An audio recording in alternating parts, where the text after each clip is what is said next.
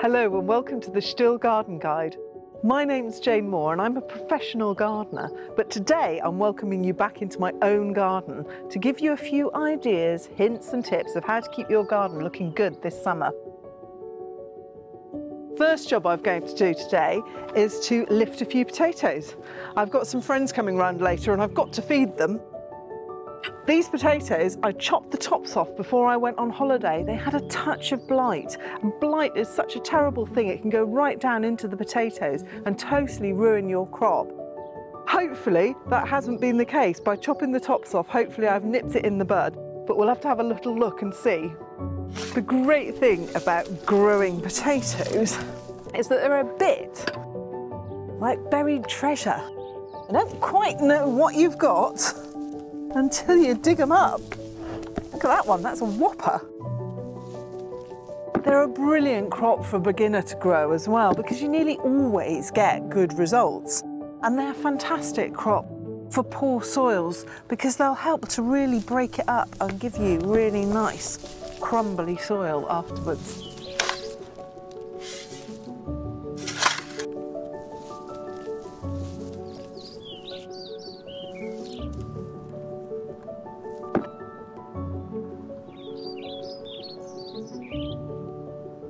I am so pleased with this crop of potatoes. I really did get away with it. The only problem I've got is the odd one or two that I spiked when I was lifting them, which I'll have to eat fairly quickly. But one of the things I didn't get away with when I was on holiday is this. This poor little apple tree I put in the spring, and it looked like it settled down really well, but while I was away we had a really hot spell of weather. And my neighbour was brilliant about watering, but it wasn't quite enough. It hasn't really got much root system down there just at the moment. So the poor thing suffered, and it's coming back really well now. I've got some lovely new growth on it and it's going to be absolutely fine. But you'll notice there's a lot of apples on it. And that is because it's trying to reproduce itself. It is setting seed. Because it thought its days were numbered, and frankly they were at one point, but now all is well and I need it to conserve its energy and put that energy into leaf growth and root growth. So I'm going to take every single one of these apples off. Next year I have no doubt it's going to be as right as rain. It's going to give me a lovely, lovely crop of apples, but this year it is no apples for Jane.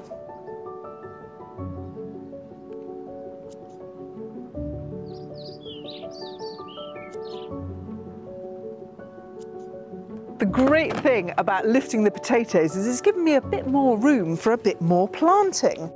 And I've got some lovely things here which will see me through the autumn, into the winter and even into next spring. I've got some mixed mustards and Mizuna here, lovely plants to grow, really easy, and they'll add a lovely extra little pep to my salads and things for the autumn. But what I'm going to put in first of all are these, and these are a mixture. I've got some purple sprouting here, purple sprouting broccoli, which will get really quite big and very substantial, and then will flower and fruit next spring, giving me those lovely early crops. And for the winter, I've got the black kale, very trendy, Nero di Toscana, I believe it's called. This will give me leaves all winter long if I look after it. It's had a bit of attention, as you can see, from the caterpillars. And it's the caterpillars of the small white butterfly, which has a real nasty little tendency to hide in the middle of the plant. And it's the perfect green, so you just don't even notice it. I thought I had picked them all off, and then I realised that there was one I had missed, and it's actually turned into a chrysalis here. So that's going to have to go. They've got really good root systems on them, and they need to have, because these plants will get very big. And I'm only allowing, I'll probably only get 4 or 5 in this row where I had the potatoes. They might need some staking eventually because they really do get that big and they end up windblown, but hopefully they'll put some good roots down. And I'm planting them quite deep, as you can see, which does no harm either. I'm going to alternate between the purple sprouting and the kale for the sake of the looks as much as anything else, but the kale doesn't actually get quite as big as the purple sprouting and probably won't stay in the ground quite as long either.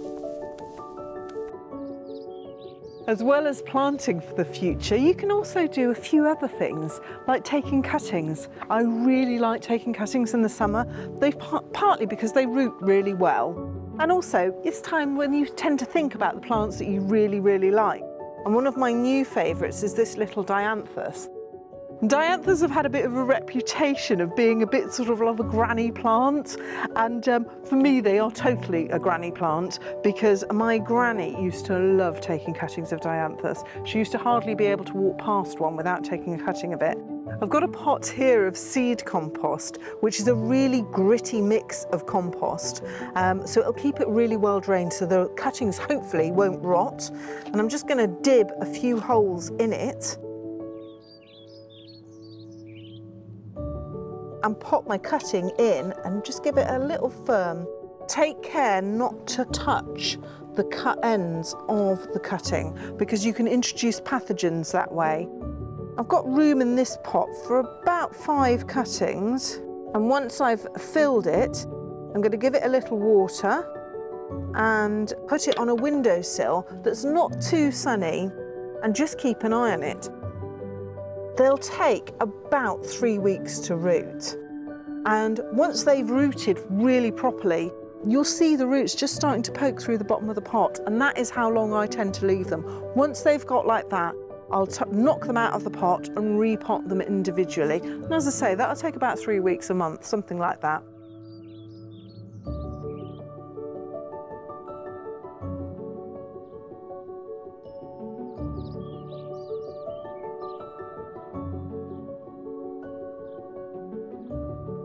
The borders have absolutely exploded in the last couple of months, and they're looking fantastic, but to keep them looking good, there's still quite a lot I can do.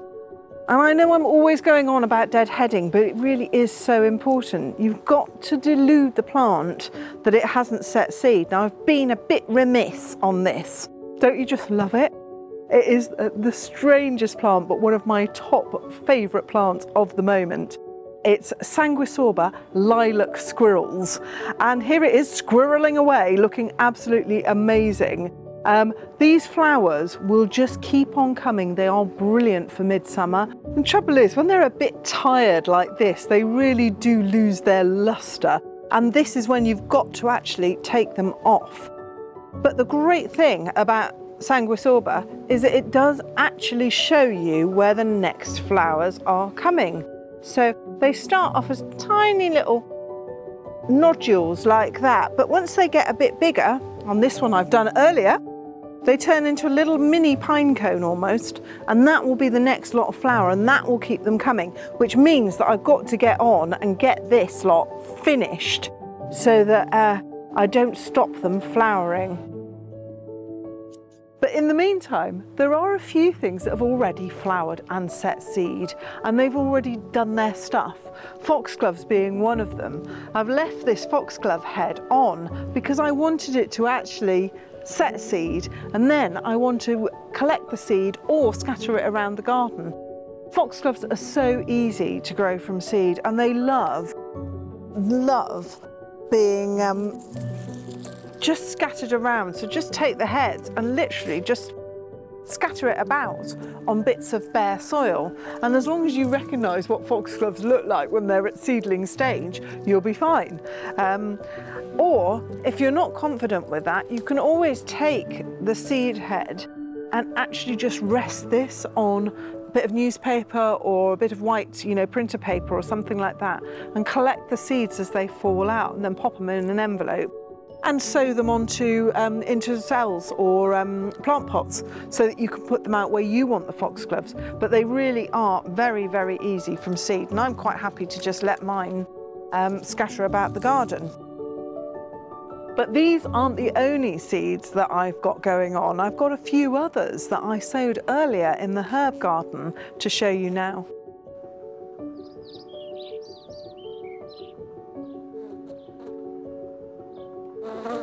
Still got a lot of plants coming into flower and seed, and you might remember this one from earlier on this year.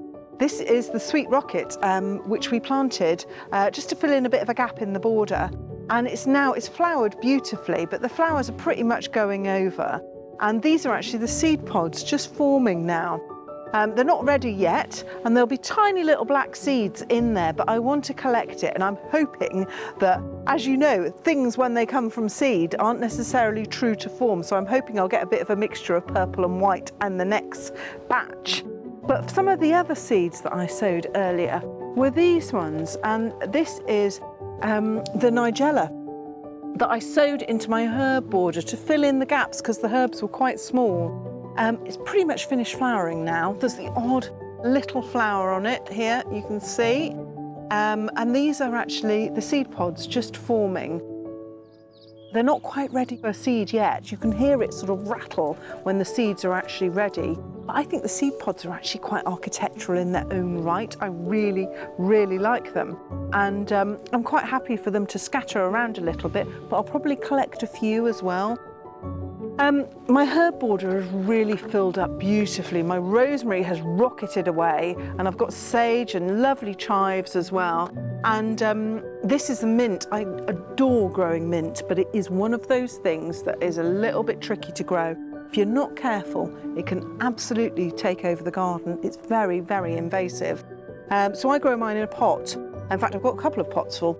And I'm just going to snip a little bit now, which is a real aromatherapy, snipping this, because I've got a few friends coming round.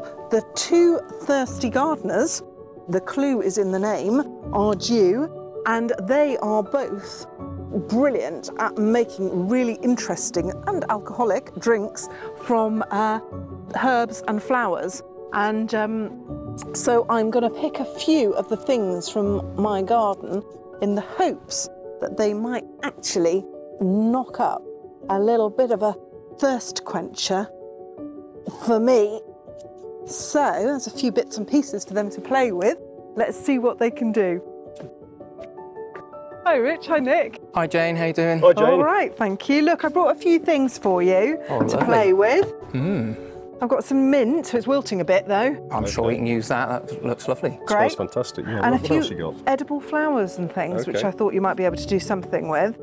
Is that borage you got there? It is. I've got blue and I've got white. Okay, we'll take the blue off your hands and see what we can make out of it. Cool.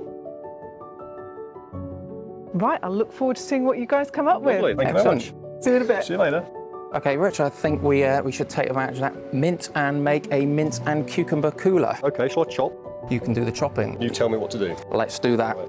First, we're going to start off with some gin. This is a gin-based drink, so we'll do enough for one person. Okay. If you want to measure out 50 ml of that, 50 ml, certainly. put it in your cocktail shaker. I will. Very good. This is quite a nice, robust gin. Lots of good juniper flavours in it, which will go down a treat. And it goes. Thank you. And then grab yourself a handful of that mint. They're quite nice big leaves, so I reckon about 6 or 7 leaves should do it. The trick is when you're using mint in a cocktail is to treat the leaves a little bit rough, scrunch them, bash them. That'll start releasing the oils, which have got all the nice aromas and the flavours. So How's that? perfect. Scrunch away, Rich, and chuck it into the gin. And it goes. Excellent. Next, you'll see this fine specimen of cucumber lying on the chopping board. Did you grow it yourself? Sadly not, I'm afraid, no. You'll need around about a thumb length of that. A thumb length. Yeah, but make sure you move your thumb out of the way before chopping. Excellent. And then just randomly chop it into a few little chunks. Even the end as well? You can chop, put the end in yet. No nasties in there. So when you finish that, in with the mint and the gin it goes. Right, okay. Excellent chopping action, Rich. Well done. And it goes? In it goes. And then to give it a bit of fruitiness, a bit of acidic kick, we'll have some lime. I definitely didn't grow that myself, Rich, before you ask. Chop it in half. A half is plenty. Careful with those fingers. I'm watching. There we go. And just squeeze half of the lime into the shaker. Give it a good squeeze, Rich. Okay, here we go. And then once all the juice is in, you can chuck the rind in as well. Pop your lid back on. Okay. Flex those muscles, Rich, and give it a good shake. Stand back. This could go everywhere. Excellent action. Well done. So when he's finished shaking, normally we would leave the flavours to infuse for a couple of minutes, but I reckon Jane's pretty thirsty, so let's get pouring. Right, there we go. I can smell it already. It smells great. Smells fantastic. Perfect. And then we're going to top that glass up with some tonic water. Thank you. There you go, Rich. Say when? Up to the top, up to the top. No messing around.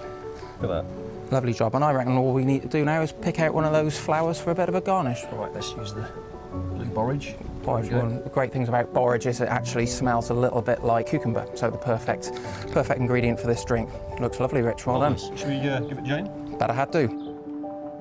Next time I see you, we'll be mellowing into autumn. But in the meantime, let's hang on to summer for just a bit longer. Hey, Jane. Right, Jane, sit yourself down. There's one of these for me. Certainly is, Sarah. Mint and cucumber cooler, Jane. Hope you Looks enjoy it. fantastic. Cheers. Cheers. Well, cheers. What do you think? Oh, that's delish. Oh, isn't it? Really That was nice. cool and Really refreshing, yeah. lovely. Yeah, yeah. Got that rosemary on mine.